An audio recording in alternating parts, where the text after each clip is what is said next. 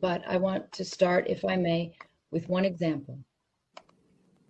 When the so-called Islamic State attacked the Yazidi community in Iraq in 2014, they abducted, enslaved, and tortured thousands of women and children. Many children were murdered, but nearly 2,000 have returned. Many suffered post-traumatic stress, anxiety, depression. They experienced flashbacks and recurrent nightmares that are typical of children who have experienced trauma and abuse.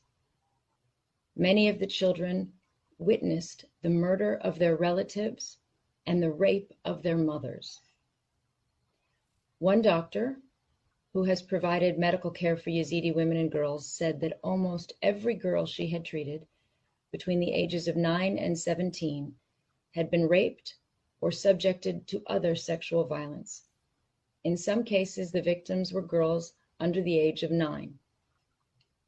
They suffer serious health issues, including traumatic fistulas and scarring, in addition to trauma, difficulty accessing education, and even a struggle to prove their identity. Yet, according to a forthcoming report by Amnesty International based on interviews with survivors, humanitarian workers, and other experts, there are still very few services available for Yazidi child survivors and children born of rape. And what services there are have been largely focused on women survivors who have immense trauma and unmet needs of their own, made worse by displacement, poverty, and lack of access to sexual and reproductive health and rights. The reality is that no one is getting the care they need. But there is specific lack of dedication for the children. One mother whose daughter was abducted when she was 6 years old and survived 3 years of beating and abuse could not get medical help for her because she was considered too young to treat. Every humanitarian worker interviewed for the Amnesty International report said that the psychosocial services and programs currently available to Yazidi children fall far short of meeting their long-term specialist needs. I have heard this replicated in every conflict setting I have visited for nearly 20 years with the UN High Commissioner for Refugees. To be clear, the lack of services flows from the failure of the international community to provide the funds to make this possible, as well as the political will. Sexual and gender-based violence is the most chronically underfunded sector of the humanitarian appeals of the UN, receives less than 1% of humanitarian assistance. So think of how many lives could be saved if we simply doubled that percentage.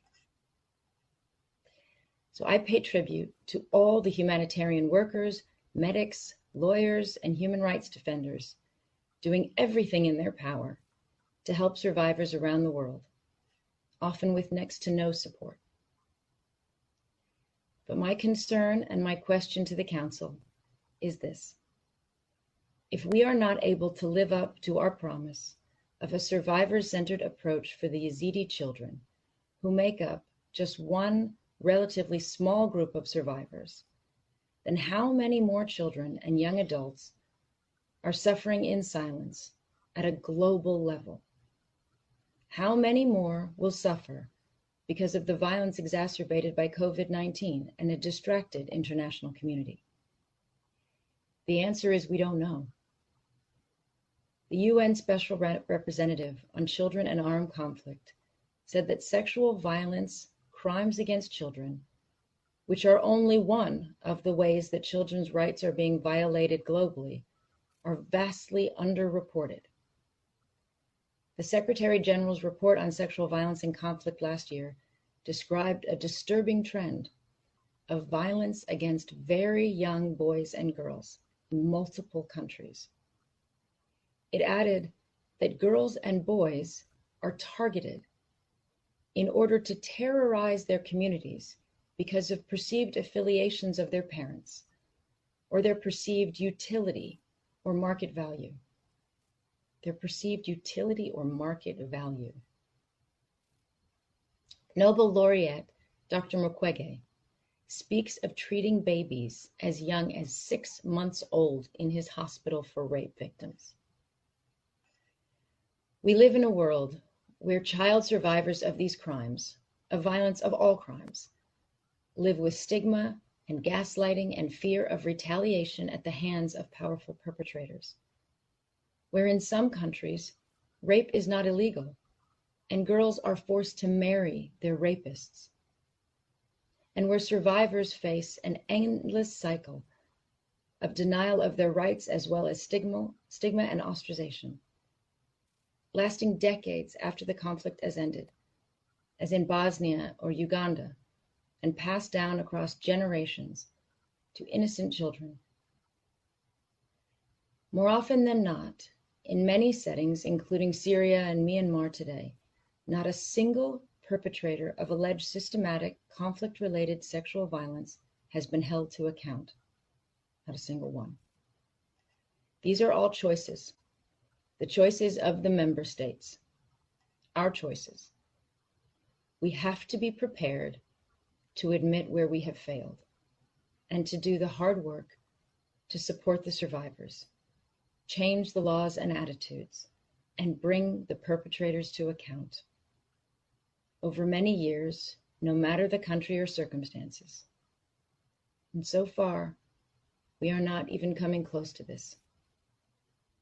Resolution 2467 also promised sanctions, justice, and reparations for victims, and recognition for children born of rape.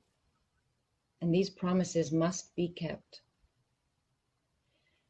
So I urge you all to recommit to these promises today, to move beyond rhetoric and to implement your decisions. Please hold perpetrators account. Please address root structural causes of gender-based violence and discrimination in your countries. Please urgently increase funding for programs that address the needs of all of the survivors, especially the children. Thank you.